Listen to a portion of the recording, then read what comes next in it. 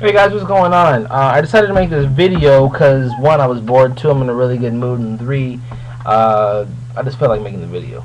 The topic here is who do you think makes the best HO trains on the market? Or for you O gauge guys, I guess you guys can post your comments down below, but this is more or less directed towards the HO market. Me personally, I do have opinions on the O gauge market because I did start out with O gauge to a certain extent when I was younger. I mean, I didn't have my first trains were O gauge trains, but my favorite types of trains were Lionel trains, were O gauge trains. And in my personal opinion, Lionel makes the best HO trains on the market. I know we have other companies such as Weaver, I believe, Weaver models, and you also, of course, have Mike's Train House. But they pale in comparison to the just the overall awesomeness of the sound that the Lionel engines have, and especially with the new effects that Lionel came out with, as far as their smoking whistles are concerned, the bells that move, the steam that actually comes out of the side of the steam locomotives. Absolutely amazing stuff. Never before seen in model railroading before. It's great stuff. I'm very impressed with the way Lionel's going. Unfortunately, I'm not into O gauge anymore because the O gauge the stuff that I wanted just got too expensive, which is why I switched over to HO. But that's besides the point. We're going to talk about HO models. So for my HO subscribers, this is more directed towards you guys. But O gauge guys, I will probably have a video talking about my thoughts on Lionel versus MTH because honestly, there's a huge debate on who's better. I'm going to just be upfront right now. I think Lionel's better, hands down. MTH has some good stuff, don't get me wrong, but it's really all about the Lionel, in my opinion. Anyway, getting off of that, let's talk about the HO market, okay? In the HO market, we've got, for you those O-gauge guys who aren't really familiar with the companies that produce model trains, there are so many different companies. I mean, it's just hard to list off the top of my head, but I can think of a few really big ones, and they're really like my top 4, 5, 6. How many ever I'm going to name, I don't know, but I really do like Bachmann's HO model trains. A lot of people have had bad things with the Bachmann locomotives, especially their steam locomotives. Personally, I have as well, but when you get the Bachmann engines going, like when you actually lubricate them and get all the pieces working and everything's just working right, they are really, really amazing trains, especially the Bachmann 2662. If you haven't checked out my video of it, I have a review of it on my channel. Go ahead and check that out. Bachmann 2662, Bachmann Spectrum 2662, Chesapeake in Ohio. Freaking amazing engine. I remember one club member, he asked me, is that a Broadway Limited model? I said, no, it's a Bachmann. It's because Bachmann uses the Tsunami sound decoders, and Tsunami has probably some of the best, if not the best, HO decoders on the market. I know that QSI has some pretty decent sound effects, but when it comes to the steam locomotives, and for my subscribers, you guys know I'm a steam kind of guy. I'm really particular with my steam locomotive sound effects, and I think that QSI does an okay job, especially in the older Broadway Limited models, but they're not as good. They're nowhere close to Tsunami sound. Tsunami has some of the best sound that I've ever heard, except for one other company that makes amazing sound, but I'll get to that in a bit. So I like Bachmann. Okay, they're a really good company. I like the trains, but they do have a lot of problems. Okay, so I'm not, and their engines have a lot of detail, but I'm not going to say that it's the best detail. They could have more, because a lot of their detail is molded in. There's a lot of separately applied detail, but there's a lot of molded in detail as well. I think the next step up from Bachmann would probably be Athearn. Athearn has done an amazing job of steam as well as diesel locomotives, but Athearn makes mostly, as far as I know, they make mostly diesels. But the steam locomotives that they have made, they've been very impressive. They made a Big Boy and a Challenger, and I believe the Challenger has the same mold as the MTH Challenger and the Lionel Challenger mold. I know, because yes, Lionel made an HO Challenger, but I believe that the Lionel Challenger mold is actually the exact same as the MTH HO Challenger mold. I'm not entirely sure about that. I heard that somewhere, but I'm not 100% sure, so don't quote me on it. But yeah, Athearn makes a lot of nice locomotives. If you're looking for really high-end, amazing diesel locomotives, I would really suggest going to Athearn. Athearn probably makes some of the best diesel locomotives on the market. I really am impressed with Athearn's craftsmanship as far as detail is concerned. My SD45-2, I have a SD45-2 from Athearn.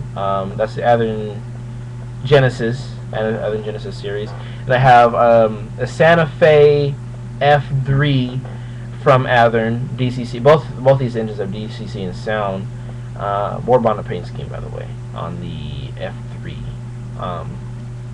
but they both have immaculate detailing. And I have the older Athearn mold for the F3. I think I have the older Genesis mold for the SD45-2. Both are amazing as far as detail is concerned, and sound quality. The Athearn Genesis stuff uses the Tsunami Sound decoders. Once again, any company that uses Tsunami Sound, 2 thumbs up, A++, my opinion, great stuff.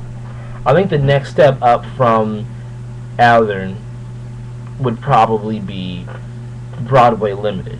Broadway Limited makes some of the nicest, pretty close to the nicest steam locomotives on the market.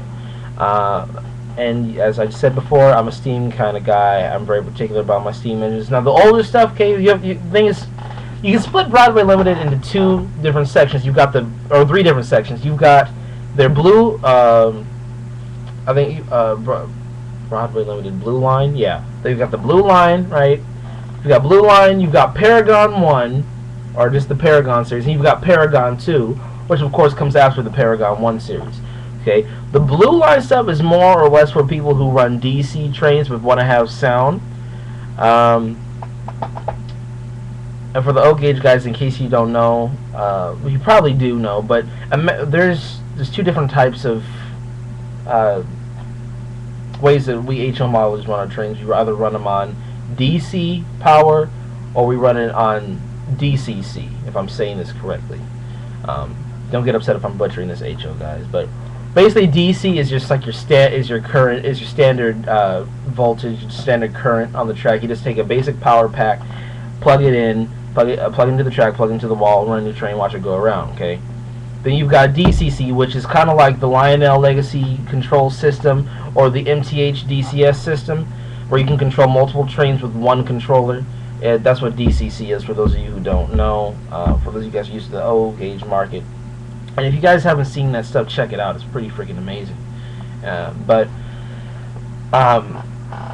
As far as what I was saying before, the Broadway Limited made it so that their blue line trains could be compatible with sound, but run on DC. Now, if you wanted to have it in DCC and have it with sound, you'd have to buy a decoder separately.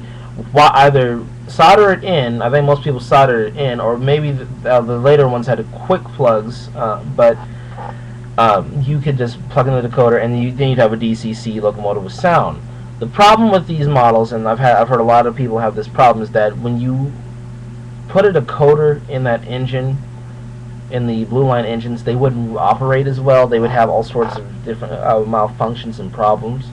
The thing is, I'm not sure about that because I've never bought a blue line engine, but that's just one of those things. Next we have the Paragon series, Paragon 1.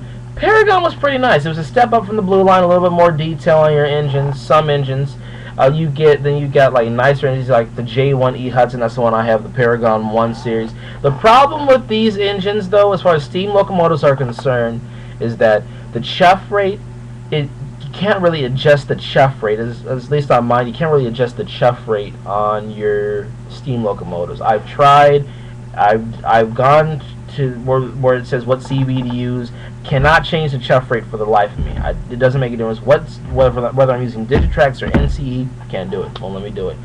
I was told to use Decoder Pro, but the thing is, I think, and we have Decoder Pro at the Train Club, but we use Digitrax, right? Because I program my engines on NCE, and this is what I'm thinking, because I programmed my engines with the NCE power cab when I first bought them, because it's my system at home, and I like programming my engines with the road number before I go to the Train Club, but that's besides the point. Because I did it that way, when I tried to use Decoder Pro, it wouldn't let me program any of the engines that I had used the NCE power cab to program with. So I don't know how to reverse that or anything, but I can't change the chuff rate through Decoder Pro because it won't read the decoder, which is what sucks, but that's besides the point. But anyway, Paragon 1 was like one of the, Broadway Limited brought that out, and it was like one of the first, I believe it was one of the first lines of HO model trains to have sound in them on DCC. The box on the side says operate in silence no longer. They actually put, so I think that was when they were first starting to put the sound in the DCC models. And the sound is nice. You know, you've got the QSI decoders in them. The things that I don't like about the QSI decoders is that no matter if it's steam or diesel, you're gonna have an automatic momentum feature, and that is annoying as hell, and I don't like it. Okay, but overall, the sound quality is pretty decent. But as far diesel and steam, but if you really want a good diesel locomotive, I suggest you go to Athearn. Now, the Paragon 2 series by Broadway Limited, freaking amazing as far as sound and looks, just brilliant. Okay, really brilliant, and their smoke units are absolutely amazing as well. Thick plumes of smoke come from the smokestacks of the steam locomotives.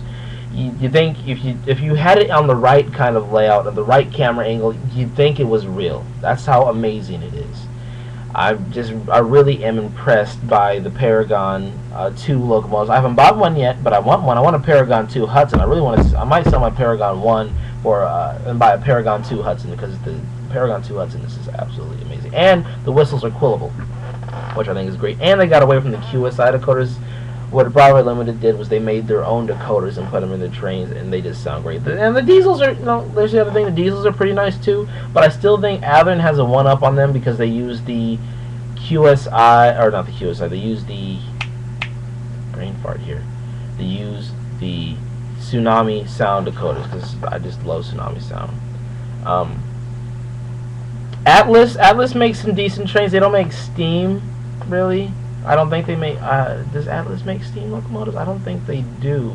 I can't remember. I know Roundhouse does, but Roundhouse isn't, they're not even close to Bachmann. I think Atlas might be a step under, I would say Atlas would probably be a step under Bachmann, because they have the QSI decoders, the automatic momentum feature. You can't change the horn. There are multiple horn types on the QSI decoders, so you're stuck with one horn, and every single Athearn locomotive sounds exactly the same. So if I went to the train show, I've had two Athearn locomotives, okay? Completely different locomotives, completely different road names, exact same sound effects with the QSI decoder. And it's annoying. Can't stand it. In my honest opinion, the company that makes the best HO models, if you're not worried about compatibility and you're not worried about well, not compatibility, if you're not worried about advanced consisting and you're not worried about changing CVs, go with it. I would say MTH makes the best models, and a lot of you are going to be like, oh, MTH, that's blasphemy. That's not DCC. That's DCS. Calm down, chill for a minute, okay? The reason why I say MTH has the best models is because their sound, they have the best sound out of any other HO model I have ever heard. The chuffing will never go out of sync because of the way that they have the tender and the steam locomotive tethered together. You've got the smoking, the smoking features on the steam locomotives, which I think rivals that of the QSI steam locomotives. QSI, their smoke generators might be a little bit better, but I think MTH comes either a close second or they're right on the same line as them. I'm not entirely sure because I don't have a QSI or a Paragon 2 steam locomotive. I'm going to check that out. But I think MTH honestly makes the nicest models. When you look, one of the reasons why I say that is you look at the MTH big boy, and you look at an Athearn big boy, you look at a Rivarossi big boy, and you look at the Lionel big boy, and you look at all these other big boys, all these other companies. Every single company that's in the HO market has made a big boy, I think, just about. And you look at all these other companies' big boys, except for Atlas, because Atlas sucks and they just make diesel locomotives. But every company that's made a big boy in the HO market, and they put DCC and sound in it, out of all of them, MTH makes the nicest in my opinion, because one, it smokes, okay, two, the sound is just outstanding. It sounds just like, well, not just like, but it sounds pretty close to the big boy. It's got a nice deep whistle. I've seen a lot of other people on YouTube with big boys, and they have like these 440 standard type steam locomotive whistles, like these little, as my grandfather would like to call them, poot butt whistles. I'm just not a real big fan of any other company's big boys other than MTH, which is the only reason why I want an MTH big boy. I don't know, if the video cuts off, you guys, I'll make a part 2 to this, but if not, I'll just, of course, keep the video going. This is going to be a long video because I have a little bit more to say, but it's probably going to cut out here. Yeah. No, it didn't. Okay, I'm surprised. Maybe it'll cut off at the 15-minute mark. At any rate, if it cuts off, it cuts off, and I'll just make a part 2. But this is part 1. Anyway, the other reason why I think MTH makes the best models I honestly, I don't do anything like advanced consisting. I really don't see the point. I mean, okay, I guess if I wanted to have a certain consist, and for those of you who don't know let me explain what advanced consisting is for those of you who don't know. Advanced consisting is basically where you have certain locomotives, right? You want these locomotives in a consist. Okay, you want to consist these locomotives up. So what we normally do with our DCC controllers, right, is we take the controller, we type in, if you're using Digitrax, you type in MU, and if you're using NCE, you're typing in consist, whatever other system, you're trying to consist these locomotives up to one another, right? Well, the thing is, when you do it the standard way, you have to type in each engine address, right? And then when you're done, you have to like delete the consist, either clear the whole consist or clear each engine out one at a time.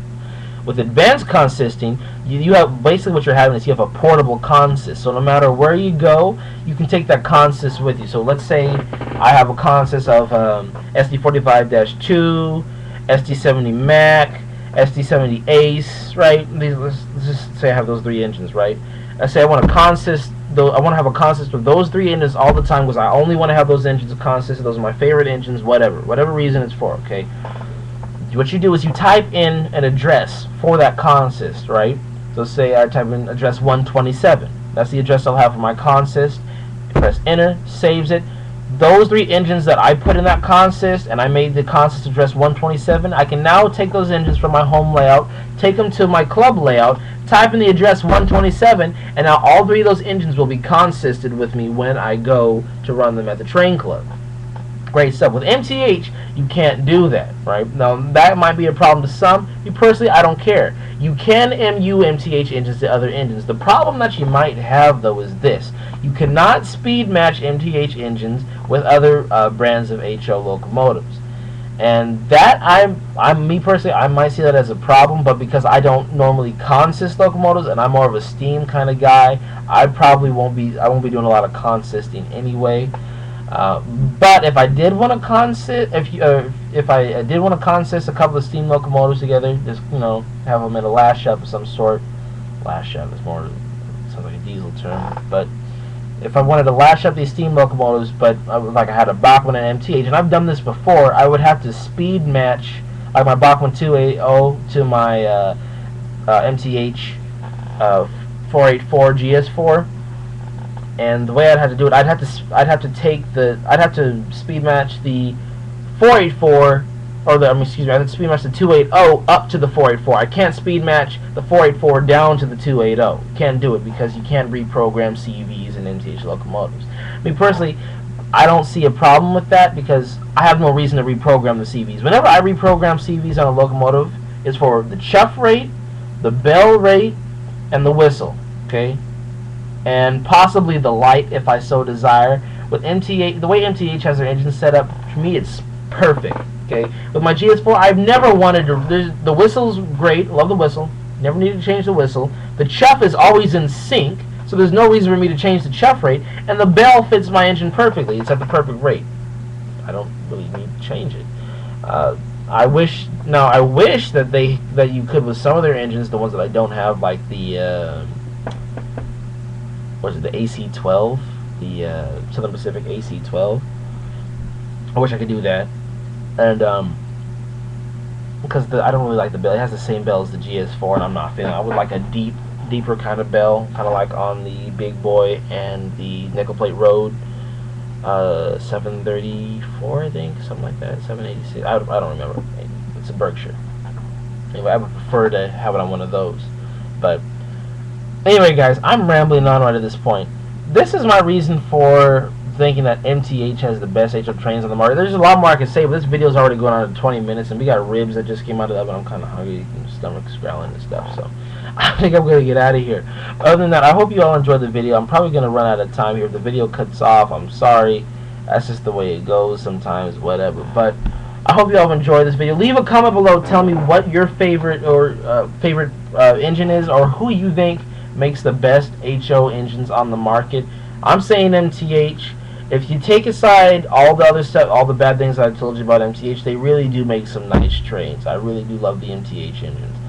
But if you're one of those guys who likes to program the CVs and all that other good stuff, You might not like MTH as much. You might like him if you like, like running your trains as standalone engines, like one engine. Don't like lash up a bunch of engines to it. But me personally, I could go either way. So that's all I'm saying. At any rate, this is Railroad Kid 1937 with a long video. I want to say peace, God bless, thanks for watching, but also watch out for more videos. I will have actual videos of me running some trains here pretty soon. I've been kind of busy. The holiday season kept me busy. I was working like literally every day. My job, they kept me working like crazy, and there's a lot of things have been going on lately. Life, you guys. And now the next college quarter has started. And things, I still need to pay for my NMRA membership. Because I'm technically not a member of the train club right now. I went there last Friday, but I need to pay for my membership again, so it's going to be a while before I can post some videos there. But I will hopefully pay for that membership in the next couple of weeks, my next paycheck. So anyway, guys, signing out, rambled on enough. Hope the video wasn't too long and too boring for you guys. Please, everyone, leave comments. And for the people that left comments on my last videos, I didn't reply to them yet. I apologize, but thank you guys so much. A lot of you left wonderful comments, especially you, CV Jeeps. Honestly, thank you so much. I really appreciated your comments, bro. Words can't really describe how great I felt after reading your comments. All the kind words you said. At any rate, I'm going to get out of here. Enough. Peace, guys. See you later.